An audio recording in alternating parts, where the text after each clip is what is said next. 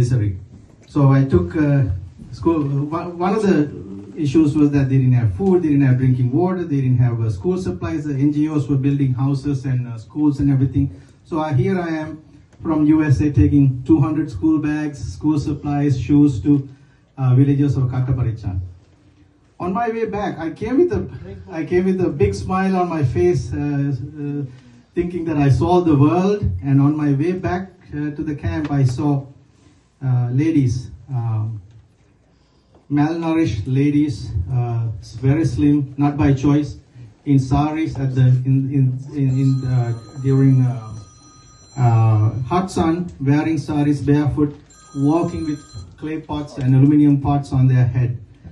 So I asked them, where are they going? They said they're going to get drinking water. So my bubble burst immediately upon returning. I made a plea. This was in 2010 or 11. Can someone help get me clean drinking water? Water to drink, water to bathe. And Suku was the first to answer that call. And at the time I had made another plea to the company I used to work at the time, Merck. And Merck also allocated some funds. To long story short, so in the villages of Santoshapuram and Sinnaveli, we were able to give the gift of clean drinking water to the villages. 13 years later, even today, the villages are using those two wells, 10-foot diameter wells for drinking and bathing. So that's how Suku and I really came to know each other through Royal. There were many. Our foundation is not short of philanthropists. We have GT, we have Prashant, we have many others, Miran. We have enough philanthropists to keep our organization going for the next decades. So that is the secret of our success of our organization. Then came many other projects. I'm not going to bore you to all of them, but some notable projects that we were able to complete with Suku. I remember doing where you flew from Colombo to open in a helicopter to Ariale. I found out through the army that the high caste children and low caste children were in the same community preschool, a dilapidated building to begin with, but they were bickering between the high caste children and the low caste kids got kicked out, and they had to hold the preschool underneath the tree. So we came to know, and Suku immediately said, "Machan, can you do something to?" So again, army came to help.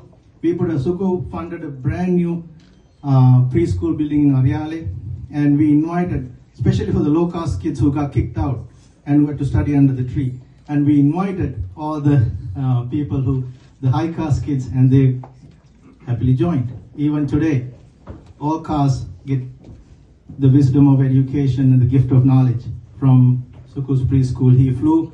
He rented a helicopter from Colombo, right? And arrived and cut open the ribbon. And when it comes to COVID, nurses had no place to go. They were getting kicked out of their boarding houses because they treat COVID patients, and the boarding houses did not want to house them anymore. They got kicked out. So they had to sleep on the floor at the IDH hospital in Colombo. Suku came to help with the Air Force help. We have Air Commodore here. He's my testimony. With the Air Force, with prefab building, within 6 weeks, we were able to put nurses' quarters, get the nurses who could not go home with COVID, who got kicked out of their boarding house with COVID. They were sleeping on the floor in IDH with 3 layers of gowns. They were able to sleep comfortably, go back to treat more patients. So that's Suku. That gives the size of that tells you the size of his heart. What has he done for the US? Now, he was part of a team. He invented a cure for mankind. It was called spinal muscular atrophy. Josh is here from SSI. Is Sean here too? Okay. So,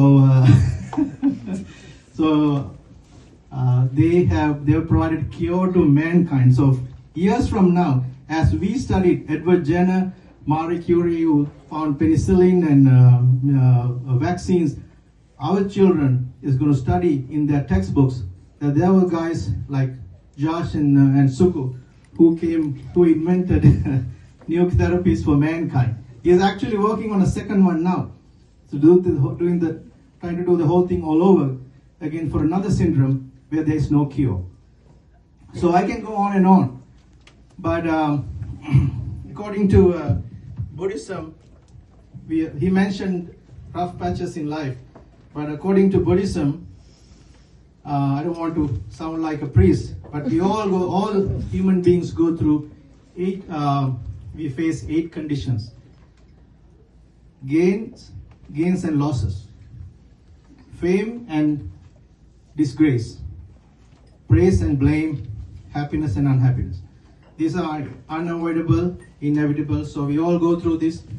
But one thing, Suku, in boxing, you're not defeated, not because you fell down. You're defeated when you refuse to get up. Thank you. Sure.